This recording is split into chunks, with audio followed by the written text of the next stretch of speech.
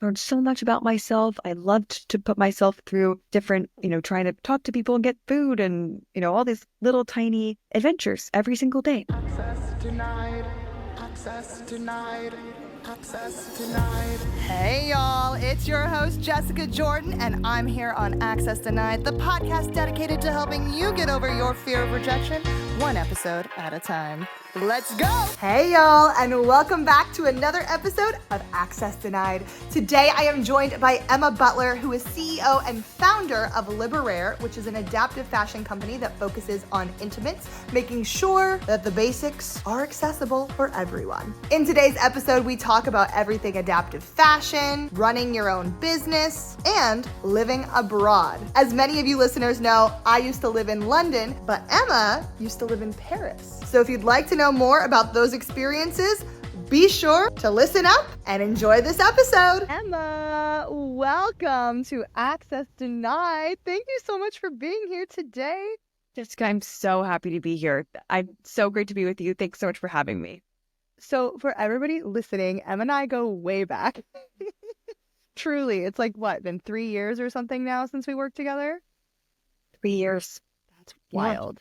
But we worked on a shoot together for your brand, Liberare, and it was such a good time. And we became fast friends and have been bopping all over the world and are finally connecting again today. So thank you so much for being here.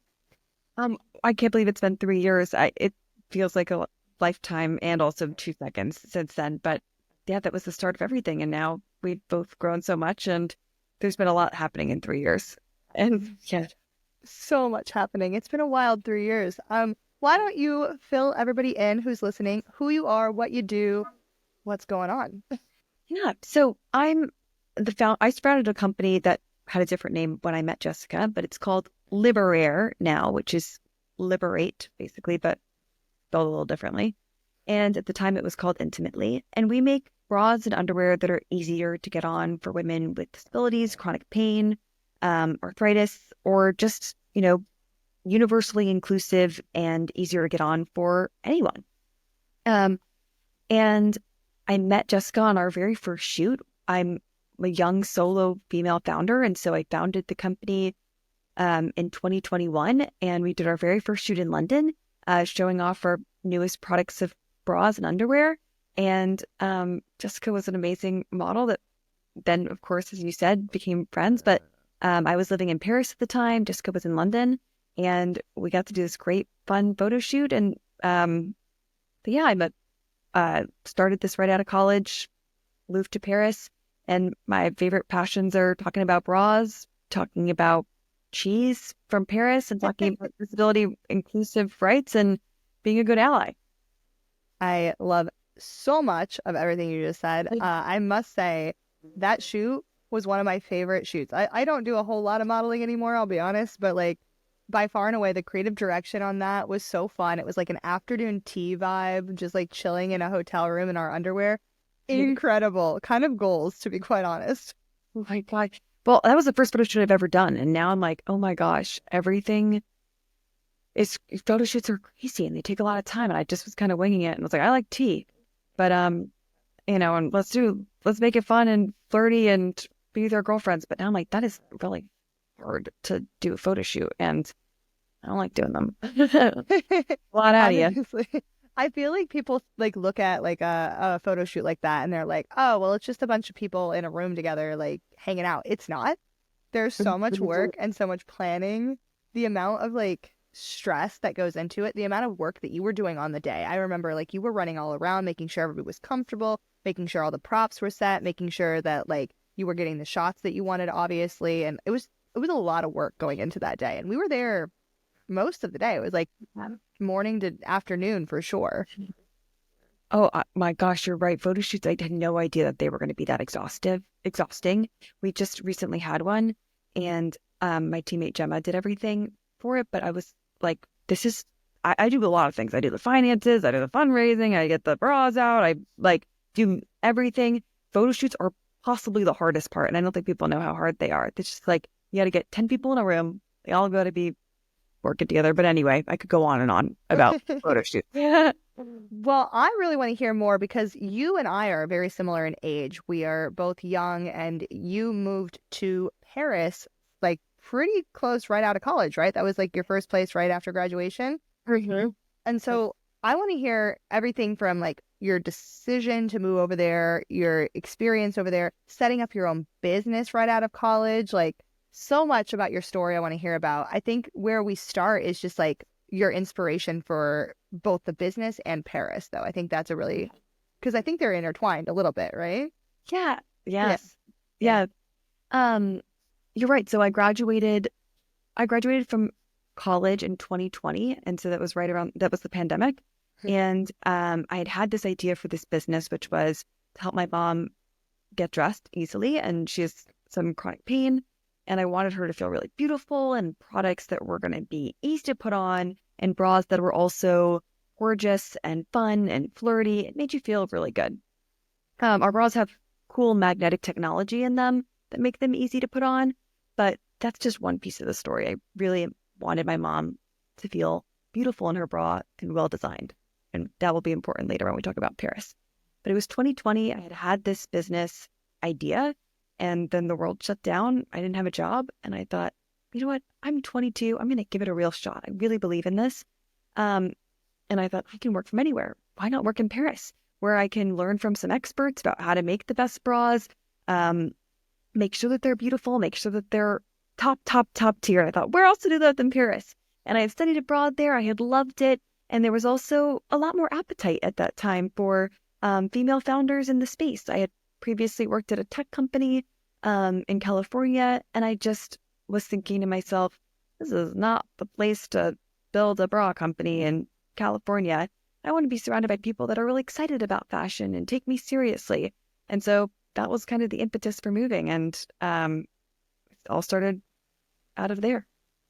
Well, Paris is truly like the center of fashion, I feel like. So you could not have picked a better place, especially I feel like lingerie and like kind of more intimate like fashion. That's a very big theme throughout France in general. So a great place to be. And I also love that your mom was such a high inspiration for the work that you did, and really was at the like precipice of like that whole empowerment to take on adaptive fashion. Because I think, this is a podcast about rejection. From the minute you wake up in the morning, a lot of disabled people don't have access to quality underwear, clothing in general that supports them, that is comfortable, and that looks good and helps them express themselves. And I love that you have taken a step to mitigate that like really real upset for the community. Yeah, I think you're right. And I think that's such a beautiful, your way to put it is like talking about every day when you wake up and you don't have access to something that you need, it's like a projection that you're not asking for, it's, and it's can be extremely frustrating. And at the end of the day, it's like our basic human right to feel beautiful and also like get dressed and wear clothing. So it was always mind-boggling to me that there's such a huge group of people out there that deserve to feel beautiful and sexy and however they want to express themselves in clothing that's easy to put on. So I thought there's no better way to make this beautiful and actually make people excited about it than doing it and learning from the best in Paris. I love that. I want to hear more about because I know adaptive fashion is very much kind of a new thing still in the industry. And so how have you found people, even in Paris, at the hub, if you will, to be embracing adaptive fashion? Yeah. There are the people that get it. And so it's pretty, as we know, there's, what is it, 1 in 5 people have a disability, or almost every person at some point in their life will have some sort of difficulty getting dressed. And so actually, when I was talking to women about my product really early on, everyone was like, oh my God, of course. Like I need it, or my daughter needs it, or I just have had a shoulder replacement and I need your bra. Oh, my sister has an upper limb difference and she's been looking for this. And so those people get it. There's this other demographic of people men who didn't understand the need. They didn't understand the demographics. So one, didn't even know why a bra was difficult to put on. And they didn't understand how big the market was. And so I was faced with a lot of skepticism early on, um, you know, especially with my classmates in college when I was starting to throw around the idea that they were like, what are you doing? What is this bra girl doing? Why is this important? We're going to do, our startups are going to be big things in tech. And I was, thought that's great, but this is a really big need with a lot of millions of women. And luckily, I was able to stay grounded and stay true to what I knew to be true and just block out that noise. That's amazing and like so hard to do. I don't want to get super political in any way right now because we're talking about fashion and that's fun and it's been a hard week. But I know that there's a lot of discourse right now about kind of men not understanding women's needs in a lot of ways. And I think that this is a great other example of what that can look like in across industry and across different conversations as well. Because the reality is it is such a need, and not just for disabled women. It's a pain in the butt to reach behind you and clasp a bra. It is such a pain. Yes, exactly. And it doesn't matter who you are. The first, there's so many memes about having to unhook bras, hook bras. Like, it is a nightmare. Why are we still twisting around our bras? We've been doing that since 1902. Every part of our lives have been updated except for our bras. And so every woman gets it immediately. They go, oh, great. That's amazing.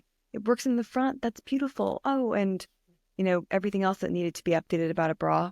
And meanwhile, I'm like, do you know that there are hooks on bras to men? I'm like, there is something called a hook and it's on a bra and it's in the back. And have you ever tried to put one on? And it's like having to go to the basics. So eventually at some point I was like, I'm just not going to talk to them about this.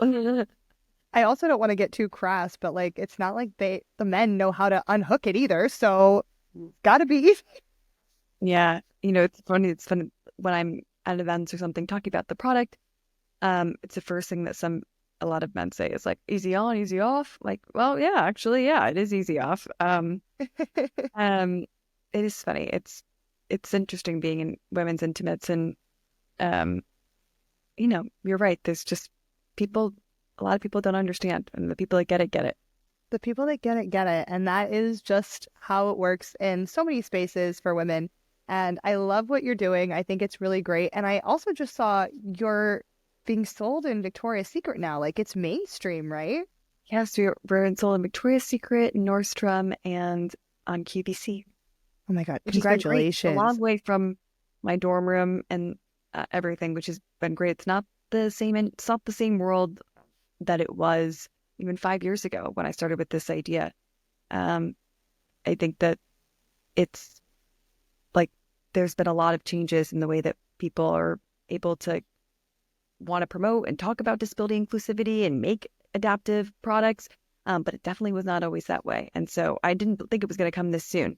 But it certainly was not the way I thought the world was going to go 5 years ago, but I hoped it would. And I think you saw something there because somebody has to start the charge, right? Somebody has to like take that first step when there's not really a path forward, and you've done that and you've carved a path. And I hope that it has set like a precedent in some capacity for future adaptive fashion to kind of be accepted on mainstream levels, because Nordstrom's huge. It's global. Yeah. Victoria's Secret, huge. QVC, huge. Like, those are huge accomplishments, and you should be proud. And the disability community should feel proud of that as well, I think, because that is a huge step for accessibility right there. And again, that first, like, when you wake up in the morning, you go to your underwear drawer knowing that there are products out there that you can put on that are easier to clasp. Like, that just immediately releases a barrier, immediately makes somebody feel more included. And so I want to commend that for sure. Oh my God. Well, it all started a couple years ago in that photo shoot room in London. And, so I'm so grateful for you. And I'm just so grateful. It takes a village. I'm a solo founder, but we have an incredible team. We've got a big community. And I'm like, I could not have done this by myself. The number of people I have to call, I make sure that for everything from the fineness to the product to the the messaging to everything. It's just like you got to lean on people, and you got to lean on a lot of them. I want to hear more about that specifically too, because I know women business owners often get a lot more like pushback from like investors and all of these different things. What has your experience been as a woman who's also an entrepreneur? Mm. Yeah, I thought about that a lot, about how women get less than 2% of funding, but women are like even in the consumer space, where women are the biggest, spend the most money, are the biggest controllers of disposable income in households. And, and still, even in the consumer space, female founders or brands focused on the unique needs of females are just kind of overlooked. And, I think that I've gotten a lot of no's and I've gotten a lot of yeses. And the first couple no's were really hard, and I would take it personally and think, oh my God, maybe I shouldn't do this. And then I was like, I don't know, you just got to keep going. And these stories about Canva and how Canva, the CEO of Canva, is a woman who got maybe 100 no's, and now Canva's worth how many hundreds of millions of dollars. And so those types of stories, and like the other women founders that came before me, just would keep listening to them and keep thinking about that and just think, I think I really got something here. I just got to keep going forward every day, but one step in front of the other. But it's definitely something that weighed on me a lot at the beginning. And now I'm just like, oh, it's another no. It's another yes. It's another no. It's another yes. It's like, that's what life's like. And I just try to get back to the product and back to the community and take the no's less personally. So if I heard that right, like you get a lot of your motivation to like keep going from the community, correct? Like Yeah. That's like kind of your North Star, if you will. Yeah. I think that we just get really nice comments from people saying, I've been looking for a bra like this for 20 years. Thank you for making this, and it's so comfortable. Like, oh my God, that's a great reason to wake up in the morning. And so the more of those I get, the happier I am. And then I can just, that's just my purpose, is to make sure everybody feels good, gets dressed. And there's going to be hard days, but they're not that hard when I can pull up the reviews section. I love that though, because I think something I say all the time, like as an entrepreneur in my own way, like as a content creator or whatever, is in order to do what I do, you kind of have to have that North Star. You have to have that thing that at the end of the day, you know what you're doing and why you're doing it. It can't just be for the money. It can't just be for the sake of owning a business. It can't just be for the sake of like being a public figure or whatever it may be. It has to have, like, you have to have it rooted in something that has meaning and passion behind it. And that's exactly what you're describing. And I think that's really important to note. Yeah. I think you're right. It's just, life's going to throw a billion things at us, and we're going to you're right, whatever it is, just finding something that brings you a little bit of motivation every day. God knows I need motivation to get up and start working some days. I'm like and so it's been a blessing that I've been able to find this and been able to feel so passionate about it, because now it's been quite a few years. And I've never done anything for this long. It seems like you've gotten a lot of really big yeses. What has been the hardest no that you can talk about? You're right. So, first of all, you're right, and that's a good perspective to put it in, is that I have gotten a lot of big yeses, and sometimes I forget about that. Really early on, we were looking for an investor, and I had done like 6 months of going back and forth with them about everything and explaining this before we had a product, before we had anything. I was like, this is my company. I was 22, and I had really trusted these folks. I was really excited to work with them. And they ultimately came back and said, like, this isn't a right fit for us. And this was before it had any other type of traction. And I really thought, this is going to be it. This is like my only shot. And I remember calling a professor and saying, I don't think I have it in me. I'm going to throw in the towel. What there was to throw in a towel in about, I don't even know. I hadn't even met you. We haven't even done the photo shoot yet. But it was something that I had been dreaming about and working on. I just thought, I'm just going to get a corporate job. And he was like, no, you got a really good idea. You got a really good, you got a lot of passion and grit. That's the first nail on it. You got to keep going. And from there on out, I remembered that advice. And then ultimately we found our investors and we were able to launch our products and go from there. That first no with that one investor was really hard. And I think that there are others along the way that sting. The type of person that, I've gotten so many rejections and I've got a lot of yeses too, but I forget about the rejections and I don't even remember them. Like, and maybe I should be like, oh, here's all the lessons learned, should have done this, should have done that. Like, nope, just keep going forward, take the next step, pick the next step. And so I've been really lucky not to orient my life around the rejections that I've gotten because I was brave and because I was daring. Like, I have other rejections in my life that hurt on a personal and painful note, but around this business, I'm like, you know what? This is a fun game. It's a fun opportunity of life to be able to serve these women that I care so much about, be able to serve my mom. And like, if I get a no, I'm not going to beat myself up about it. I just got to go on to the next step and wake up the next day and try again. And so, I'm not overly optimistic of a person. But I just don't ever ground myself in any of the no's I've gotten. That is so powerful, what you just said, because I think that really speaks volumes to how insignificant no's can be over time. Like, it's kind of like they say with breakups, right? Like, eventually you won't think about them every day. You won't wake up and the first time or the first thing you think about in the morning won't be your ex. And like, truly, the further out you get from a no, the further like removed you are. Like, you forget about them. I do too. I asked you like, what's your biggest no? And I'm sitting here like, actually, what would be mine that I could do? Because like you just like you move on. You put one foot in front of the other, and you just like keep going about your day because you're not looking backwards. That doesn't help anybody. Yeah, you're absolutely right.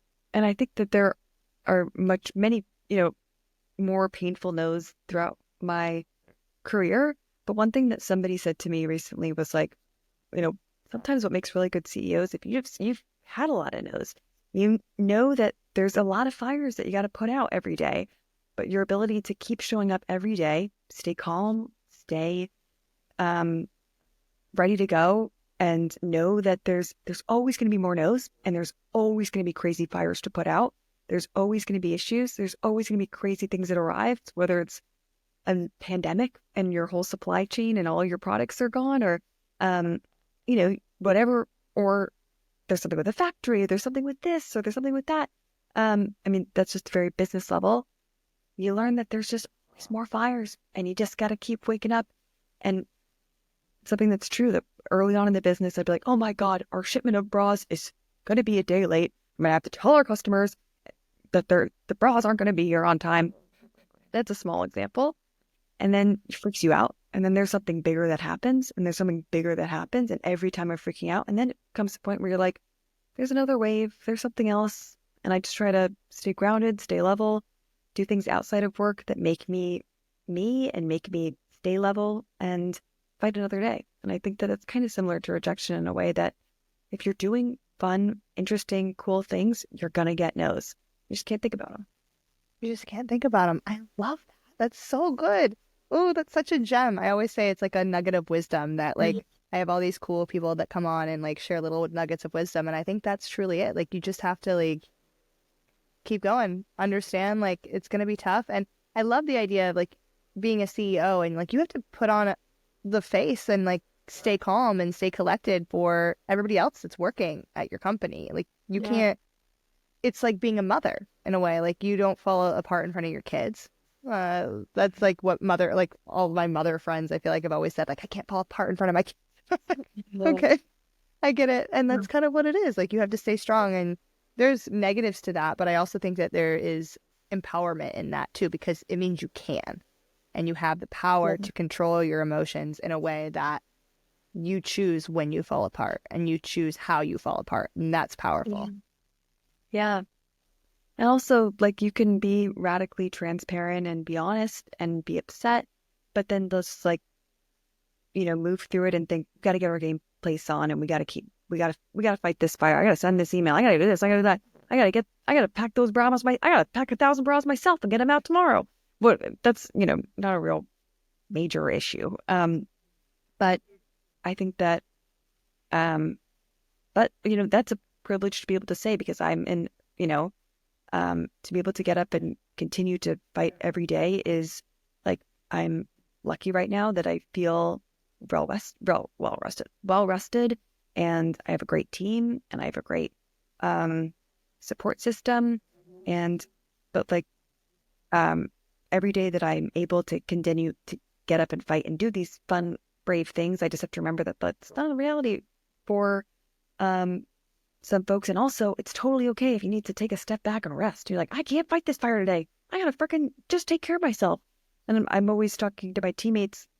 Some of my teammates have disabilities, others don't. Some of it affects their health, and I'm just like, our number one thing is that you just gotta take care of yourself, and you gotta make sure that you are in an okay spot. And if that means an extra day to fight, like, take care of yourself first. That's most important.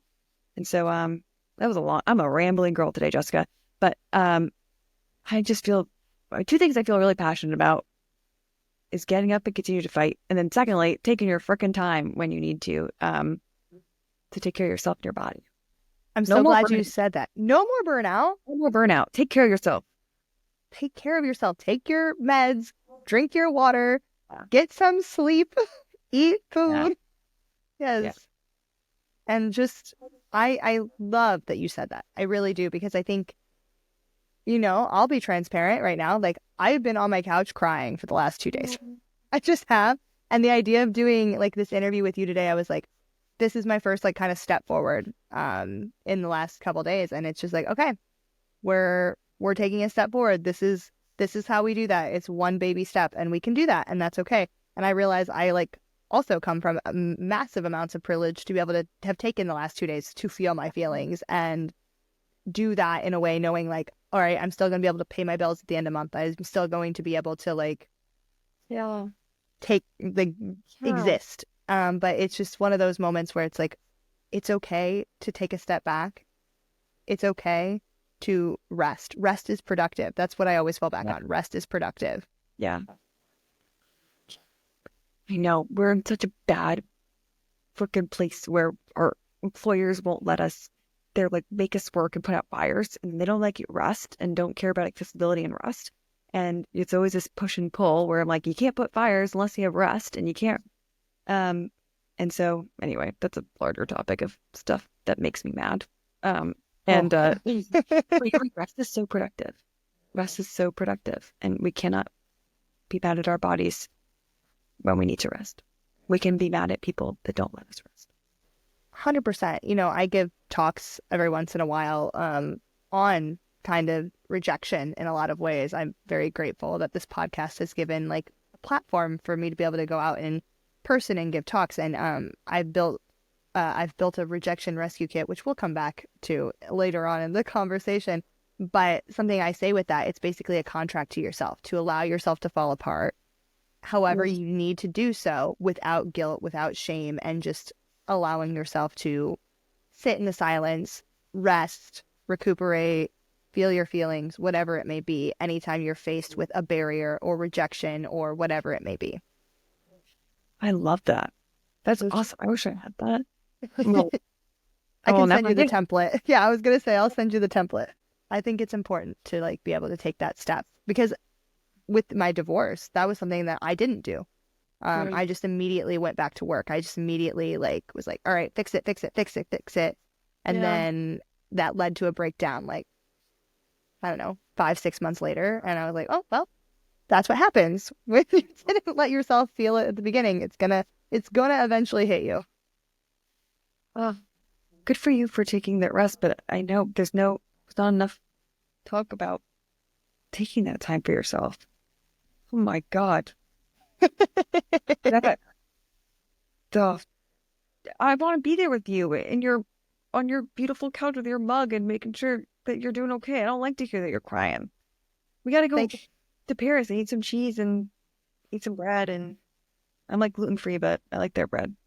Well, if you want to go to Paris, I'll get on a flight tonight. Let's get out of here for a couple of days. I don't think it would. Yeah. Uh, just forget the world for a couple of days. That sometimes is exactly what you need. Yeah.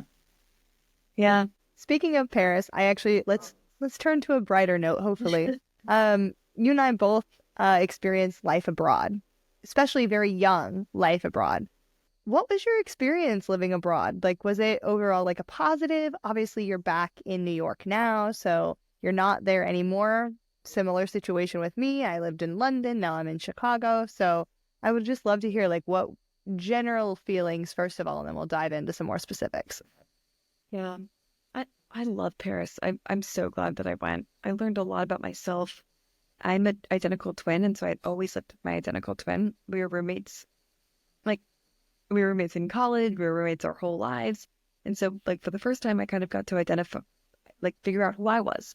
Um and that was probably, I missed her a lot, but it was really good for myself to be able to do that. At the same time, I was running a US company from France. So I was like focusing, I was working East Coast hours, which means I was working from, well, I would start work at 9 a.m. and stop at 9 p.m. Talk about no rest, no rest, which was only 3 p.m. And sometimes I would have calls at midnight. And so I was not really able to immerse myself as heavily as I wanted to. So my language slipped. So I was living in France, and obviously you got to speak French. My language started to slip because all my calls were in English. And so that was kind of what made it hard. I had a harder time making friends because I didn't speak the language, and I was working from home, and I was working from there. Um, and so there's a big mixture of, I learned so much about myself. I loved to put myself through different, trying to talk to people and get food and, all these little tiny um, adventures every single day. Every single day was an adventure, just trying to get a toothbrush, trying to get toilet paper, like trying to figure out where to get food, try how to get on the train, how to pay for the train. Everything was an adventure. But it was a little isolating by the end. And I miss my sister, I miss my family. And I wanted to be closer to the time zone for work. And so I decided to come back. That is so fair. Especially like running an American company, like I can't imagine like doing 9 to 9 every day. Like talk about not resting, talk about not taking care of yourself. Right? I know. I know. And I was like, I need to have that PM call. And I need to do that 12 p.m. call. I'll take a call at 6 Eastern Standard Time, midnight Eastern France time. No way. So I finally felt like I was taking care of myself. But I love the country. I love the city. I love the adventures I had. And I'm like such a braver person for, like I'm never afraid to ask anybody anything. I was a little shy Miss Emma growing up where I couldn't talk to anybody. And my mom was like, I'm so worried about you. Um, are you ever going to be able to ask for anything that you want? And now I'm like, I can, and I can also ask for it in broken French. Doesn't matter who you are. Um, so it was good. What about you? How did you feel? I know that, like, well, London, you don't have the language barrier, but how is it being away from home and being away from for everything? When I first went to London, I was studying abroad over there. So it was a much different scenario than when I was like living there for the first time. But I would say that even though I'd been away at college for 2 years prior to studying abroad, it was one of those circumstances where that was like my first taste of independence, like true independence. It felt like navigating a city and buying my own groceries and cooking my own meals and all of these things, being responsible for myself, like to the max, was just so empowering. And I think in a way, I talk about my relationship very little online. But I will say, like, sometimes I question, like, did I fall in love with the person or did I fall in love with London? Because London gave me that taste of independence. It gave me that freedom that I hadn't had. And I think sometimes I'm like, I fell in love with the city more than I fell in love with this person in a lot of ways. Well, it's some Taylor Swift, so long London kind of stuff. It is. Taylor is my inspiration so much. But like, I love the way that you were talking about how like every activity was sort of like an adventure, right? Because you're constantly having to not only figure out in a new city, but also you had the language barrier, which I didn't have, but there's also the culture barrier, which I did have. And I think people will look to other Western nations in a lot of ways and be like, oh, well, it's very similar to the US. It's not. I don't know Yes. if you can agree with that, but I'll say like very hard, it is not the same. Yeah. Oh, yeah. I mean, every time I go to London, I'm like, this is another world. Not only are your cars going on a different side of the street, but everything else is different. And yeah, it's hard to navigate a new culture. It's so hard. But you're right. I can imagine what the taste of independence, and it's got two sides of the coin where it's like being alone in a new country and having to do things alone. It's a wonderful taste of freedom. And then it's also isolating. And it's like a hard give and take. And I think that um like sometimes the isolation wears you down. And then sometimes it's nice to have that freedom and to try new things and take the adventures. It's tricky. It's tricky. It Um, is tricky. And like again, that's why I say like the student experience I feel like was so vastly different. Like if I had just jumped in like you did to living abroad, working abroad, like taking care of myself abroad, I lived in student accommodation. Like I still had to cook for myself, but we had cleaners that came in every week. I didn't have to pay rent. I didn't even really have to worry about like money because they gave us a stipend. So like I was just living on that. It was truly like it was very privileged level of experience, and I recognize that as being it gave me an extra level of freedom, right? Because I didn't have to worry about adult things that many people moving abroad would have to. I mean, so yeah, I studied abroad too first, and that's why before I got to Paris that I had known about it. Um, and it was a little different, but I love like I that's part of the reason I went back is because I also got that taste. I was like, this is awesome. I grew up in Rhode Island. I went to high school in Rhode Island. I went to college in Rhode Island. And Rhode Island, being the smallest state, is a tiny state where everybody's related, at least on where I live in the town. And so it was pretty wild to go far away and be like, I'm not related to nobody here and nobody speaks my language. Everybody speaks my language in France. Let's be real. Everybody speaks English. Um, and so it was just really interesting. Um, but it was nice to have that student jump in point to some degree, but it is vastly different than being an adult there and trying to make friends and trying to pay rent and trying to set your system up and like make sure you get health care. It's like I'm like, oh, Oh God, I get it. I getting was health care in a new country is frightening. well trying to understand the rules and the regulations and like where do you go for doctors? Who do you ask? Like all those small bureaucratic stuff you don't think about. Like, oh, pay my electricity bill. I don't know how to do this. Like, I don't. Who do I call for the plumber? I was like, I don't know who to call. And I remember one time my toilet got backed up, and I was like, what is and I was trying to find it in French, but I didn't know how to even ask for in English about the stuff that declogs your toilet. I don't even know what it's called in English. And finally, I talked to my therapist who was French, and I was like, what is it called to declog your toilet? And he was the one that gave it to me. And I was like, oh, okay. Sometimes you gotta ask random people. But all those little tiny inconveniences kind of add up. They're good adventures, but they also they can wear and tear on your brain a little bit. You're like, I just want to get a plunger. Where the heck do I get a plunger around here? And then you're like, oh, it's a little tiny inconvenience. And now I've had to get a plunger, a toilet, um, toilet's backed up, my shower doesn't work, I don't know how to pay the electricity bill. And it's not that it's like they're hard to do. It's just like I don't know where to pay my electricity bill. And so all those little things, I was like, I'm really happy to go back to Boston. I know my favorite Indian food restaurant. I know what Chipotle is.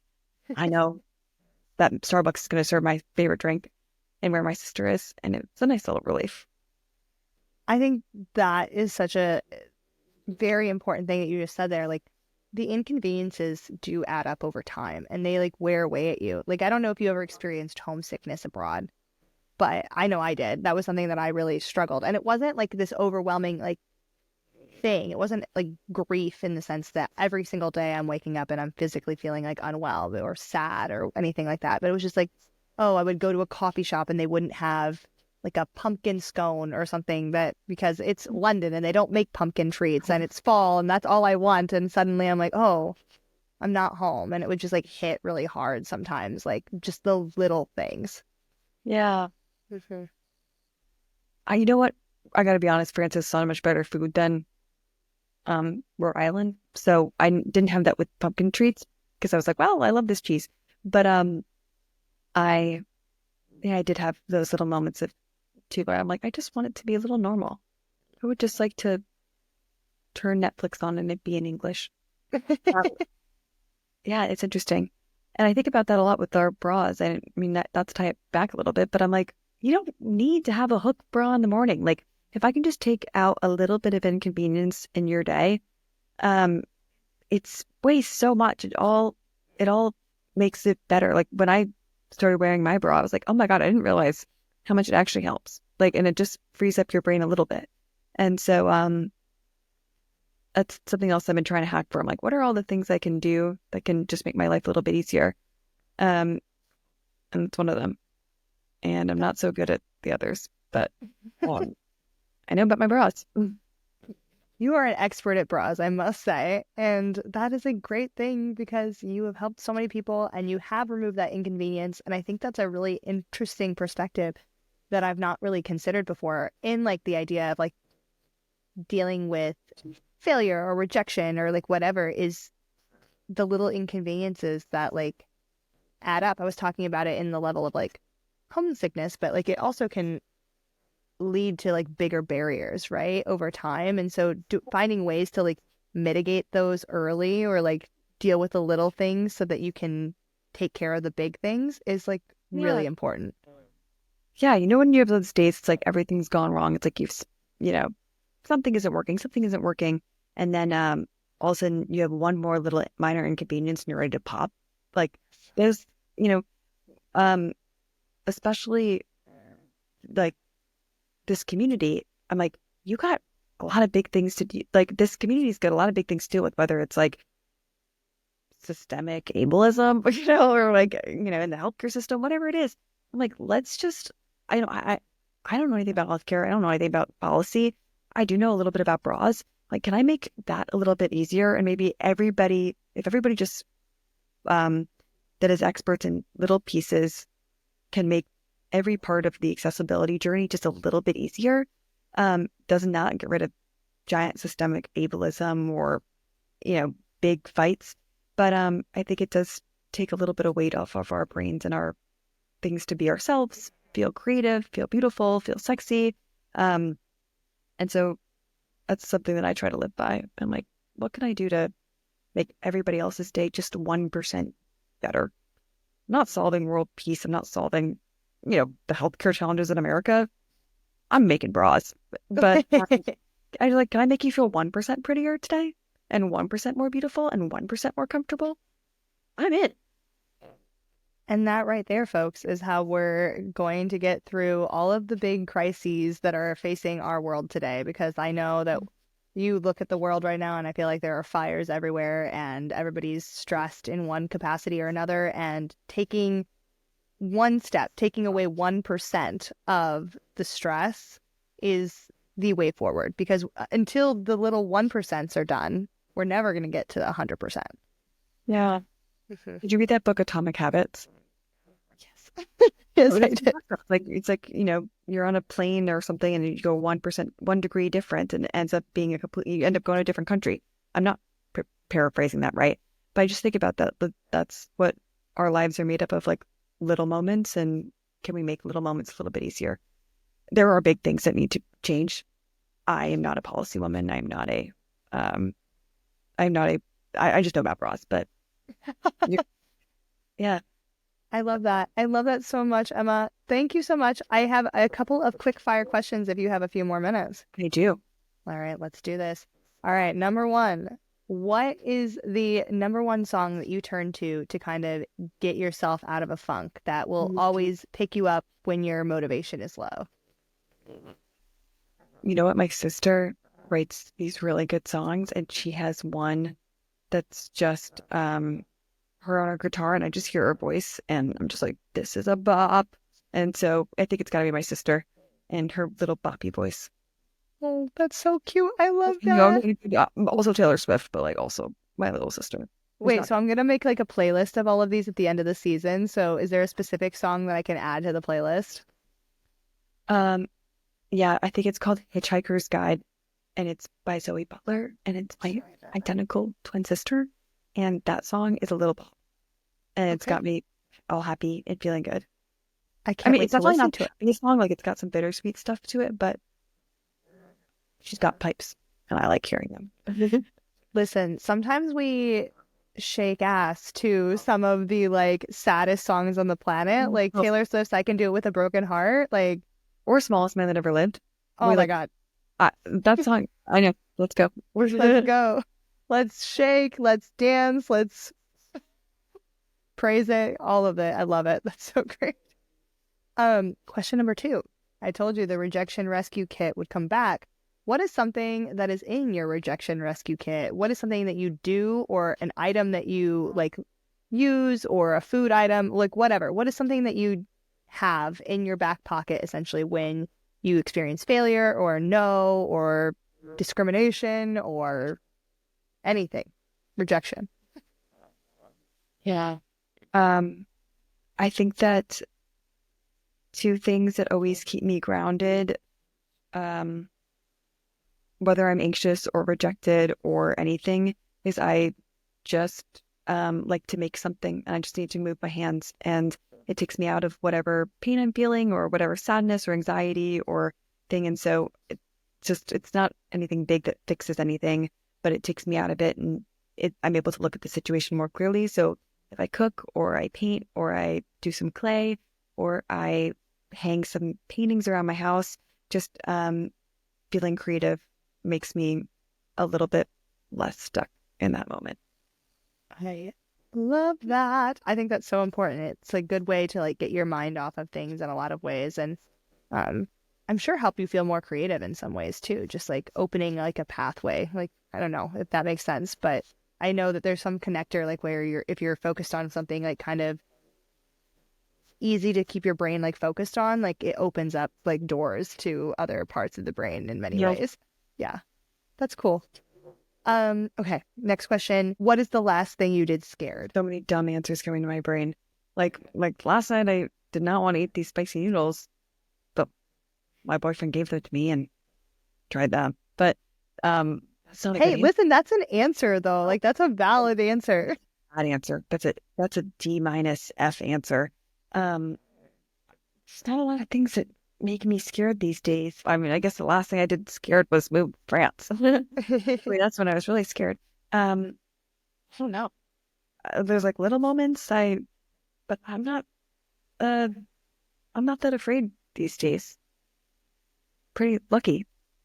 I get That's anxious or nervous, but maybe not, maybe scared. I don't know. what it can be something that you did anxious too. Like God knows, like I've done several things anxious in my day. Um, I was pretty anxious. I went to on live television recently, and I'm a blabber, as you can tell, and I sometimes blab about random things, and I was a little nervous about that. And we did a big tug of war with our magnetic bras on there, and it was like live, and I was like, I know these bras are going to hold, but we're on live television, and luckily that went well. But I had to take a train by myself to a new city, get a hotel room, stay overnight, go to this place I had never been before. And, I'm a solo founder. So I just walked in the door and I had my hair all done in curlers by myself. Everyone was looking at me like I was crazy, but I was just happy to be there. And I was pretty nervous to be yapping on live television, but it was an awesome experience and I was happy about it. Jessica, you have I so many good questions. And I'm answering them with lame things like trying noodles, like the spicy noodles and going on live television. Those are not good answers. okay. First of all, number one, spicy noodles. As a recovering picky eater who You're is like, a chicken eater. okay, I'm I'm glad that we're on the same page. It's huge because I was like a chicken nuggets only girl. I Chicken nuggets still and chicken eat pasta. chicken. Yeah. Yes. No, I'm very much the same way. I have been on a dating sort of kick lately. And so as I've been going on dates, like these guys are like taking me to ramen places and wanting me to try sushi and like all these random foods that I had guacamole for the first time like 2 months ago on a I was date. going to say, like a year and a half ago, I had guacamole for the first time. And it's free. I was like, this is one, what have I been missing? That's the reason I'm a recovered picky eater. No, people don't get it. I'm like, let me tell you, I don't know anything about these things called spice and flavor. Flavor never met her. What is that? What is What is that? that? I've never experienced it. It's I a know new phenomenon. plain Tostito chips, that's where I'm at. So Yep. it's big for me, but B minus questions. I mean, A plus questions, C minus answers. I don't know. I think also the live TV one is so valid though, because anytime I do like big stuff like that, I can tell myself I love public speaking. It's one of my favorite things, hence podcast host. But at the same time, it's like I get on stage and I get really scared for like the first 5 minutes and then it's fine. But I think live TV is a great answer. I think the spicy noodles is a great answer. No B minus answers. Anything that comes to your heart can't be B minus because it's authentically you. And that is an A plus. That's so sweet, Jessica. Final like round of question or not round, but final question in this round of questions because that didn't make sense, and we're just gonna keep talking through the chaos. What is a final like piece of advice or nugget of wisdom, if you will, that you would like to share with the listeners today? Something that you think like as an entrepreneur, as somebody who works in adaptive fashion, and just like as a woman that you think is an important thing that you want to leave everybody with today.